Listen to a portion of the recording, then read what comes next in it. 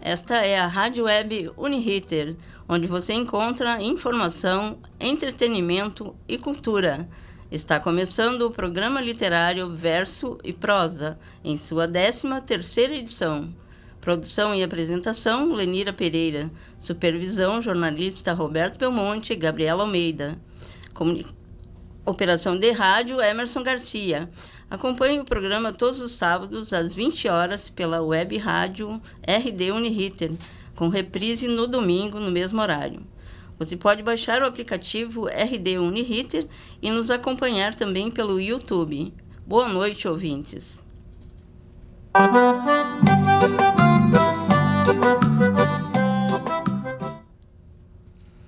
Água doce, doce água.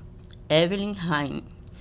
De mar é feita a terra, de água é feita a gente. Abaixo o desperdício, poupar água, coisa urgente. Clara, doce ou gelada, verde, azul ou transparente. Sem água não há nada, nem floresta, nem semente. Água doce mata a sede. A água doce é a água que lava, na cachoeira ou na fonte. Só não pode ser salgada. Tanto bate até que fura, diz o ditado popular. Cuida dela? Você jura? Vamos economizar. Muitas pessoas gastam água como se esse recurso fosse interminável. Sabendo que a água própria para consumo é um recurso finito e com o objetivo de conscientizar as pessoas sobre a necessidade de preservá-la, a ONU, em 22 de março de 1992, criou o Dia Mundial da Água e, na mesma data, criou também a Declaração Universal dos Direitos da Água, com 10 artigos sobre a importância de gerir de forma equilibrada e consciente os recursos hídricos. Cada ano é discutido um tema com o objetivo principal de conscientizar que cuidar dos recursos hídricos é função de cada um, e por isso hoje trazemos ao estúdio Adriana Stein, escritora e contadora de história, que é uma pessoa interessada nesse tema. Nasceu em Porto Alegre, formou-se em História pela Pontifícia Universidade Católica do Rio Grande do Sul, trabalhou por muitos anos nas redes particular e pública como professora, atualmente trabalha na Secretaria Estadual do Rio Grande do Sul. Em 2018, participou da coletânea Contos de Mochila, voltado para o público adolescente, com o conto A Missão, com a temática ambiental e pela editora Metamorfose. O que é literatura infantil? Escritora Adriana Stein. Boa noite, Lenira. Boa noite, muito obrigada Adriana, pelo convite, muito feliz de estar aqui. Boa noite aos ouvintes também. Que é literatura, né? A literatura, ela tem várias interpretações, vários estudos, mas na minha concepção, né, na minha jornada, na minha caminhada como escritora, né, e fazendo cursos de formações, porque a gente nasce e aprende a gostar dos livros pela história familiar, e se não tiver na família, depois aprende na escola, e se apaixona ou não. E depois, na fase adulta, a gente vai se descobrindo, né, leitor, e vai se descobrindo e busca, eu vou ser escritora. E essa é a minha jornada, assim, né? E dentro desses cursos que eu fiz de formação, nós temos a ideia, assim, a literatura, ela nasceu, né, podemos dizer assim, da oralidade, né? Os primeiros contadores de história nasceu na comunidade, né? Os indígenas, os povos negros, o griot, né, que contava histórias. E depois, passado alguns anos, ou podemos dizer assim, centenas, né, de anos depois desse surgimento junto à comunidade, ao grupo, né, dos pequenos grupos, nós podemos dizer assim que os irmãos Grimm, que o Christian Andersen, né, começaram a fazer essa coletânea desses contos e a escrevê-los, né, de uma forma, fazer um resgate de todos esses contos. E aí vai surgindo, acho que a literatura vai tomando forma, né, com esse evento de tornar o conto aquilo que era transmitido oralmente, né, em forma escrita, né, sendo compilado e aí tendo uma divulgação maior, né? Então, através do livro, essa divulgação, essa facilidade de que outras pessoas tivessem acesso. E eu vejo também que o livro, nesse período, nesse crescimento, né, ao longo do seu surgimento, ele vai também se caracterizando, se buscou caracterizar, hoje a gente fala livro para criança, né? E, na verdade, o livro, ele nasceu em alguns lugares, em algumas regiões, para o adulto. E depois foi permitido para a criança ouvia na oralidade e não na leitura, né? Depois, com o passar do tempo, e eu vejo que na nossa época, né, contemporânea, a literatura e o livro chegou para todos os públicos, né, para adulto, para criança, para adolescente. Então, o que nós vemos, né, o que nós temos, assim, para mim, tem dois grandes marcos, né, a literatura antes, né, de se tornar o livro e depois que ela se tornou o livro. E a partir daí, ela foi evoluindo, né, crescendo e atingindo um público maior. E depois começou a se pensar nessa literatura, nessa escrita para o público. E de que maneira que ela vai, né, chegar em cada um que se quer, né, escrever. Mas existe uma diferença assim entre o conto e porque a literatura ela tem várias nuances, né? Tem a literatura que é dita fábula, né? E no caso assim, no teu fazer é mais a nível de fábula ou não? Não, o meu livro, né, a minha história, os dois livros que eu tenho infantil, eles são paradidáticos, eles têm um fim sobre a questão ambiental e eles não, como é que eu vou dizer assim, eles são a história de duas personagens, né, com uma maneira de sensibilizar e tocar o coração das pessoas sobre aquele assunto. Mas a literatura, pois é, aí assim, existem os contos, existem as lendas, existem as fábulas, né? Existem, e principalmente antes dos irmãos Grimm ou do Christian Andersen, né? Que eles buscaram esses livros, essas histórias que eles compilaram foram baseados nos contos, nas lendas, nas fábulas que se ouvia, né? Então, hoje, no contemporâneo, por isso que eu falo assim, no contemporâneo, já não se tem mais essa ideia assim de ter uma moral, de ser uma lenda ou de ser uma fábula. Na verdade, lenda não, porque existem os contos fantásticos, existem os... Mas quais seriam, então, as características da literatura infantil hoje? Hoje, a literatura infantil, ela serve, né, para que a criança sonhe, né, para que a criança viva, para que a criança crie, para que a criança se sinta feliz, né? É um mundo subjetivo, ela não tem uma intenção em si, né? Um livro de literatura infantil, o autor, quando ele faz, que ele cria, né, que eu acho que ele pensa naquele público, naquele que ele, né, ele almeja atingir, ele pensa descomprometido, ele pensa de forma poética, né? Eu vejo que o livro de literatura, ele tem um fim de fazer a pessoa viajar, criar, poder colocar um pouco dela dentro também daquela história, se ver na história, né? Poder entrar na história. A literatura contemporânea, eu acho que ela favorece mais a criatividade, o poder ser aquele personagem, o criar, né, junto. Ele não tem como por exemplo, tem uma moral da história, né? Lê, tu aprendeu isso. Ou depois fazer um debate, né? O que tu aprendeu com essa história? Ele permite que cada criança possa aprender com aquela história, né?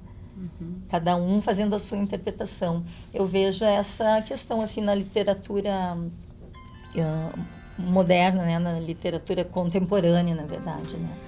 E até pouco tempo, os críticos literários viam a literatura infantil assim como um gênero secundário. O que tu pensa disso? Era o que eu estava comentando antes, né? O livro é para criança, né? Livro para criança. É um livro para criança, então ela não tem... é um livro bobo, não é um livro sério, é um livro só de imaginação, né? E eu vejo que hoje, né, já se mudou muito, se faz muito estudo, nós temos muitos especialistas, muitos professores, até eu fico meio assim, né, de entrar num assunto que eu não é uma propriedade minha, assim, que eu fiz muitos cursos lá na Metamorfose sobre literatura infantil, né, com professores, assim, que estudam há muito tempo, né, essa questão, e o que a gente percebe, né, o que a gente aprende, o que a gente compartilha dentro desses cursos é justamente isso. O livro, a literatura para criança, na verdade, é a literatura que adulto também lê. Né? Hoje a gente vê os pais, eles vão na Feira do Livro, eles adquirem um livro infantil, muitas vezes acontece, eles olham primeiro, né? Escolhem, às vezes querem induzir o filho a comprar aquele porque ele achou interessante pela história, pelo resumo que tem atrás ali, o que é o livro, né? Então a maioria, às vezes, então a gente vê assim, hoje quebrou, né? Não tem mais, e eu acho que isso é importante, a gente se libertar de alguns paradigmas, de algumas coisas que se vê muito fechado, né? É livro para criança, é livro para adulto. Claro que existe, a criança vai procurar o assunto, aquele que lhe diz respeito, né? Às vezes ela olha o livro quando é muito pequena, ela olha o livro pela capa, pela cor, né? Pelo desenho. Depois, maior, ela vai aprender, que ela lê atrás, o que consta, qual é a história. Mas dentro de tudo isso que tu estás falando, tu acredita que existe um papel para a literatura infantil? Tipo, então a literatura infantil não tem o fim de passar aprendizado ou entretenimento? Qual a função da literatura infantil? A literatura infantil, ela tem todos esses fins, eu acho. A criança aprende ao ler, ela aprende ao ler, só que não é um aprender induzido, né? Não é o escritor, ele faz o livro com a intenção, eu vou ensinar determinado assunto, né? Não existe isso. Então, assim, o livro de literatura infantil ou a leitura, né, de uma criança, já que nós estamos falando assim, né, da faixa etária, por exemplo, até o 5º ano, do 1º ao 5º ano, ou os bebês, né? Bebê lê. Né? O bebê pega o livro, ele toca, ele está lendo, ele está aprendendo? Está. Então, esses conceitos assim, um pouco engessados, né, sobre o que a literatura ela vai motivar a criança, aquele que lê, tanto adulto também, a criar, a conhecer outros lugares, a poder viajar. Então, o livro que fala, o livro que é um livro, porque o livro motiva, o livro cativa, né? Então, aquele livro, ele vai motivar a criança a buscar outro, vai motivar sobre aquele assunto. Então, todo livro, todo o gênero que existir de livro, ou livros, como um adolescente, ele gosta de livro de terror, de suspense, né? De lendas, as lendas urbanas hoje, que tem muito escritor que trabalha com o público jovem, que escreve, e o jovem procura esse livro. Então, assim, a literatura quem lê aprendeu determinada coisa, aprende, mas é o seu aprendizado, é aquele jovem, é aquela criança que aprendeu de diferentes maneiras e que vai se motivar, né? Porque a leitura, assim, eu acho que leva, né, o leitor não só a criatividade ou abrir seus horizontes com diferentes aprendizados dos diferentes assuntos que tem no livro, mas ao mesmo tempo leva, né, o leitor a buscar aquilo que ele, né, de repente vai, na sua juventude, buscar a sua profissão, vai buscar, mas é uma coisa muito indireta, muito que não se percebe, mas quem lê é uma pessoa mais tem mais diversificado o seu assunto, a sua visão de mundo é mais ampla, né? Mas é uma coisa muito indireta, eu acho. Quando o escritor escreve, ele não se preocupa com a mensagem que ele vai estar passando e para que faixa etária e público que ele vai estar passando?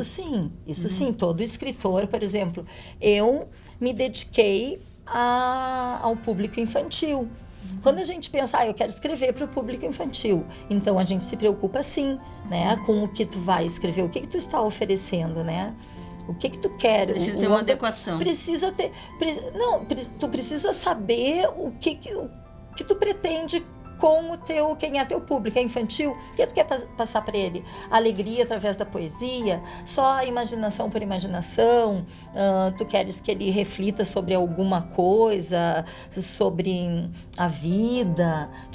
Tu tem uma temática, tu pretende alguma coisa, mas não aquela obrigatoriedade, porque a gente não consegue medir, né? Assim, aquilo que tu fez, só depois, mais tarde, com um outro retorno, tu vai percebendo. Mas não é o autor se organiza, o autor sabe o que ele está fazendo, né? Mas não é uma coisa assim que gera tu sabe o resultado que vai gerar, né, no final. Sim. E vamos então agora ao intervalo com a música escolhida pela convidada de hoje, Ó Chuva, do grupo Fala Mansa. Você que tem medo de chuva, na Rádio Web Uniriter, você não é nem de papel, muito menos feito de açúcar, ou algo parecido com mel. Experimente tomar banho de chuva e conhecer a energia do céu. A energia dessa água sagrada nos abençoa da cabeça aos pés. Oi, chuva, eu peço que caia devagar, e oi, só molhe esse povo de alegria, para nunca mais chorar, e oi, oi, oi, para nunca mais chuva. Eu peço que caia devagar, só molhe esse povo de alegria, para nunca mais chorar, e oi, oi, oi, para nunca mais chorar, e oi, oi, oi, oi, oi, oi. Oi, oi, oi, oi, oi, oi, oi, oi, oi, oi, oi,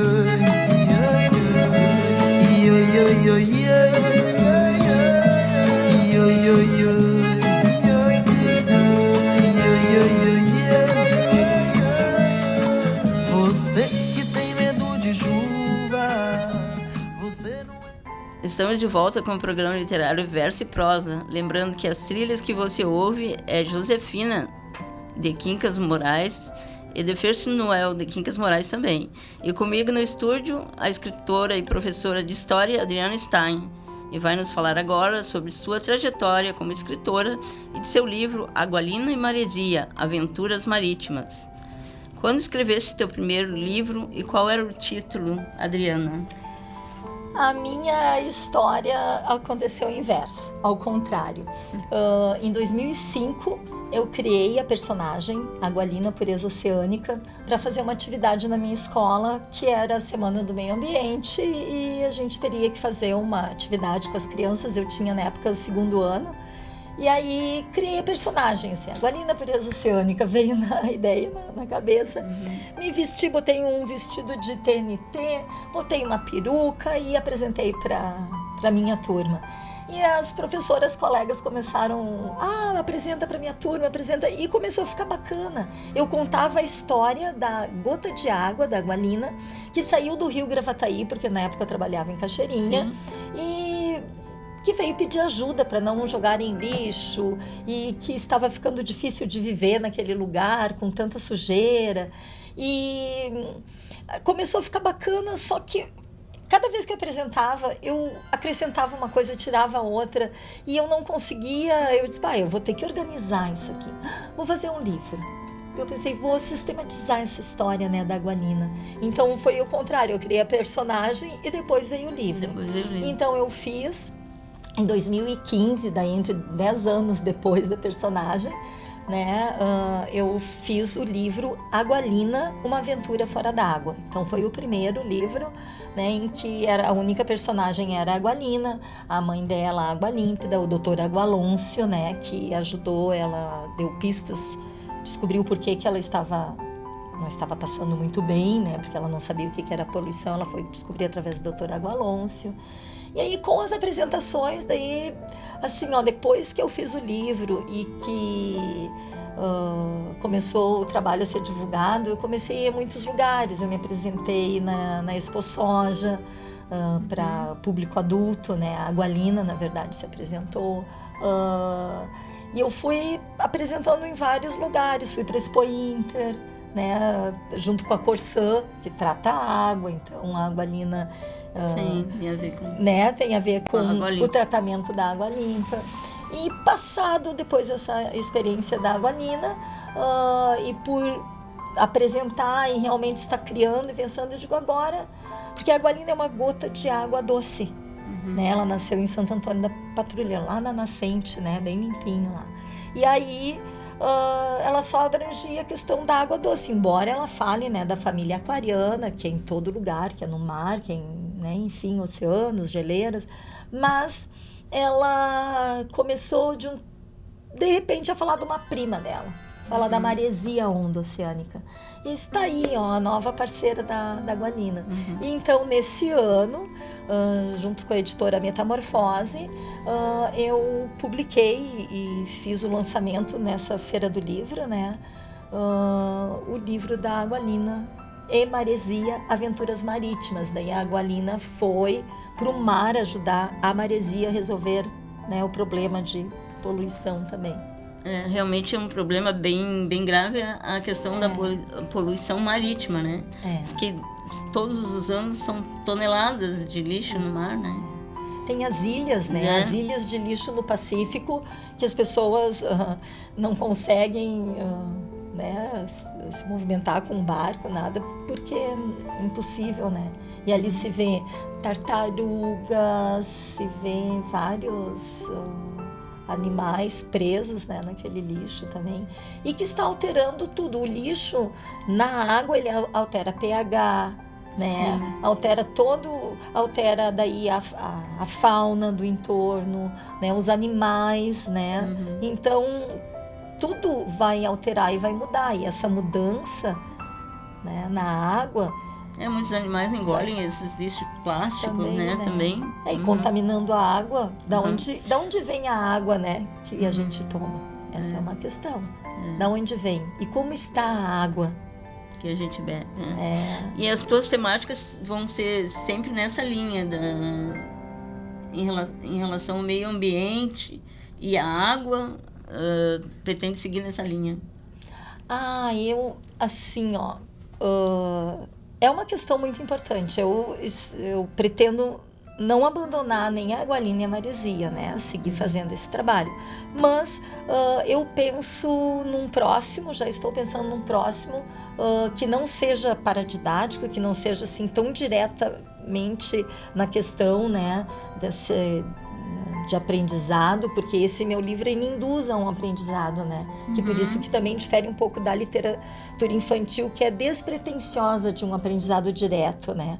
Por isso que a gente comentou antes ali. Por isso que consideram que é paradidático. Ele tem um ensinamento no final, é a questão da água, né? A questão de preservação. E um livro, por exemplo, né, de poesia, um livro que conta a história de um menino para fluir, né? Ela é para criar. Por isso que a gente falou antes, né? Ela não é assim, não tem um fim direto de ensinamento, né? O ensinamento é a própria história que gera alguma reação naquela pessoa e que a gente não sabe qual. O meu, ele é mais direto, né? É a sensibilização sobre a questão da água. Tem um fim de conscientizar, né? E o Jean Piaget diz que até os 7 anos a criança vê o mundo do mesmo modo que desenha. E quando tu escreves, tu já sabes qual é o teu público-alvo, a faixa etária, e que tipo de ilustração tu vai precisar colocar no livro? Não, mais ou menos. Que assim, ó, quando o da Agualina, né, eu criei a personagem. Então a personagem eu mais ou menos tinha uma ideia, né?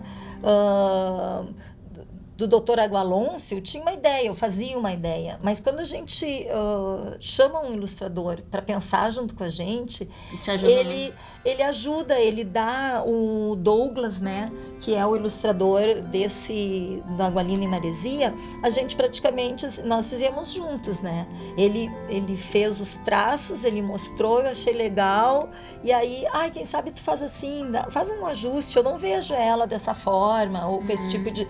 Mas, na verdade, o ilustrador, ele faz o teu texto, aquilo que tu pensou da tua personagem, criar da realidade a vida, né? Ele ajuda, mas eu não... Tem escritores daí, cada um tem uma, né? Mas eu não tinha... por exemplo, da Maresia, eu não tinha noção como ela seria. Eu não imaginava a Maresia. A personalidade da Maresia, sim.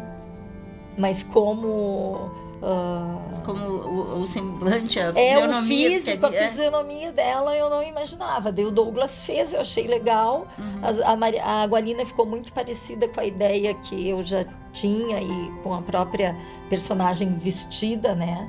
No caso, eu me visto também de Agualina e agora a Maresia. E o Douglas, além de ilustrador, ele tem algum conhecimento, assim, pedagógico para, tipo, te dizer, não, essa ilustração é adequada para tal faixa etária ou não? Simplesmente, não, o ilustrador, ele não faz. O ilustrador, ele lê, né? Tu manda para ele o texto, ele lê e ele capta a história, assim. Ele tem escritores que eu sei que entregam a história, o ilustrador vai lá e faz e fica show, ele não faz observação nenhuma.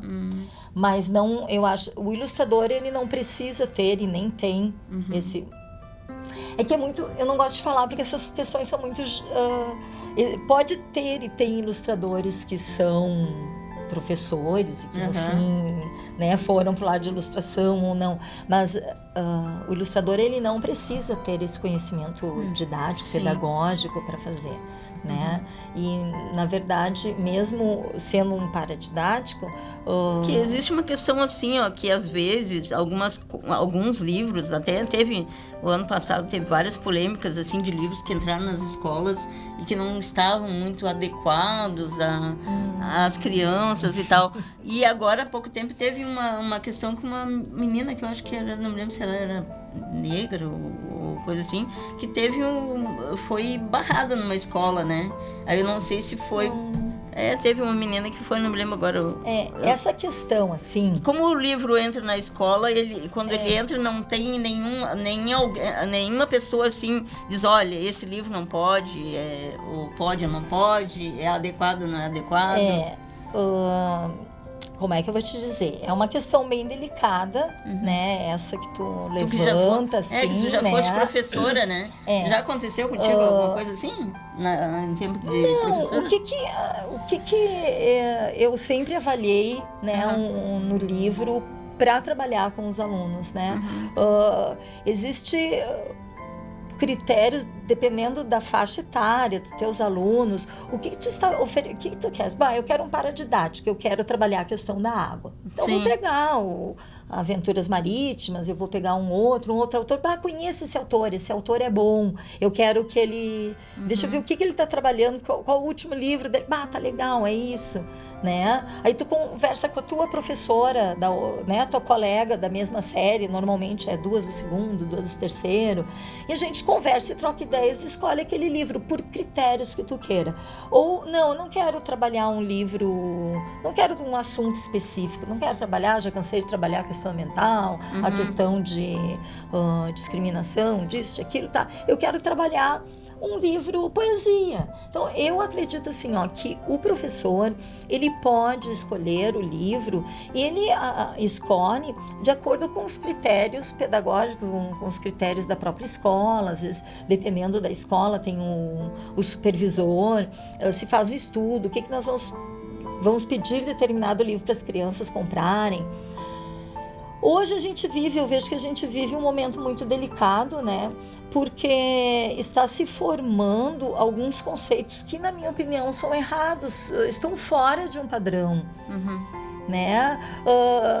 Uma palavra, meu pé de laranja lima, quem leu? E foi muito lido, e tinha palavrão, e tinha tudo, e foi, né? Então, assim, eu acho que... uma das questões do politicamente correto também. Isso aí eu acho muito relativo, eu acho que é uma tendência que está se exagerando muito, né? E parece que, não sei, é uma coisa tão livre, tão bacana, tão natural, que as pessoas estão fazendo um exagero de que, como que se escolhe, né? O professor escolhe, a gente tem os critérios, tu tem uma orientação educacional, tu tem uma supervisão, tu tem qual é a linha da tua escola, aquilo que tu quer. Bom, para nós não serviu esse livro. Ok, outra escola vai servir, enfim, né? Então são essas as questões. Eu acho delicado falar, eu não, assim, não. O verão está chegando e essa época é muito boa aos humanos, mas muitas vezes prejudicial à natureza, principalmente às águas do mar. Que mensagem tu gostaria de deixar ao público adulto e infantil que está nos ouvindo? Que pense assim, você convida pessoas para ir na sua casa, né? Vai fazer um churrasco e aí as pessoas chegam lá e todo mundo come bastante, e no lugar de usar o lixo, toca o lixo por tudo, as garrafinhas de refri, mais latinha de cerveja, e deixa tudo lá na casa, no chão, né? Larga o lixo, fazem um churrasco, toca o osso lá num canto, e aí eu pergunto, você gostaria, né, que as pessoas chegassem na tua casa e enchesse de sujeira? Que não tivesse o cuidado de recolher? Então, acho que falta sensibilidade um pouco nas pessoas, porque assim, o mar, a praia, faz parte, né, do teu ambiente, faz parte da tua casa.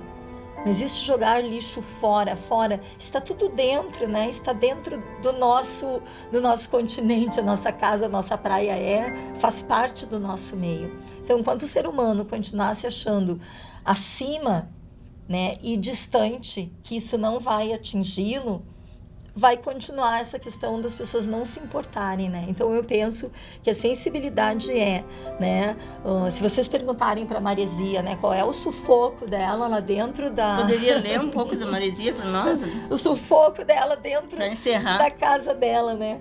Então eu vejo que se nós cuidarmos mais, né, da nossa casa, então, eu não quero que sujem a minha casa, eu não vou sujar né, o espaço do outro, que também é meu, né? Porque a água contaminada, ela vai a água contaminada, ela vai contaminar o ser humano também, né? Porque eu sempre faço a pergunta assim, você sabe de onde vem a água que você toma? Né? Então, sabe de onde vem? Vem do rio. E como está o rio? Onde no seu bairro, onde você mora, né? Onde que é captado a água? Sim. Então, essa preocupação, né? Então, Pode ler uma parte que tu gosta mais, assim, do Maresia pra gente encerrar? Então, assim, da Maresia, não vou ler um pedaço da Maresia, porque a Água-Lina, ela já tem bastante aventura, né? Deixa eu ver um pedacinho aqui, esqueci daqui. Peraí, que agora já ficou. Tá, aqui. Certa vez, eu e meus primos, gotinhas animadas, pegamos a corrente marítima do Atlântico para mais uma aventura, que por sinal não foi nada divertida. Apareceram sacolas e garrafas plásticas flutuando para cá e latinhas e outras embalagens flutuando para lá. Era lixo em todo lugar. Nossa diversão se transformou em um salve-se quem puder. No caminho de volta, percebemos mais sujeira flutuando na superfície e outras no fundo do mar. Então, o susto, né, da Maresia num passeio com todos os primos dela, as gotinhas, quando se deparou com muita sujeira, com muita coisa que eles não poderiam nem brincar, né? Então, na onda, naquela aventura marítima de brincar e acompanhar, né, o movimento das ondas, eles não puderam fazer porque fecharam em muitos obstáculos, né? É verdade. Então, estamos aí com esse alerta, né, para que cuidemos das águas, né, dos rios e do mar. Como disse a Adriana, agora que está chegando o verão, é bom que nós nos conscientizemos, né, da importância de cada um recolher o seu lixo na beira da praia, para que não sujemos os mares, né. E o verso e prosa de hoje fica, então, por aqui. Agradecemos a presença da escritora Adriana Stein. Lembrando que na produção e apresentação tivemos Lenira Pereira, na mesa de rádio Emerson Garcia, supervisão Roberto Belmonte e Gabriela Almeida. RD Uniriter, inovação em jornalismo acadêmico. Desejamos a todos um Feliz Natal e próspero Ano Novo. Muito obrigada. Boa noite, então, Adriana.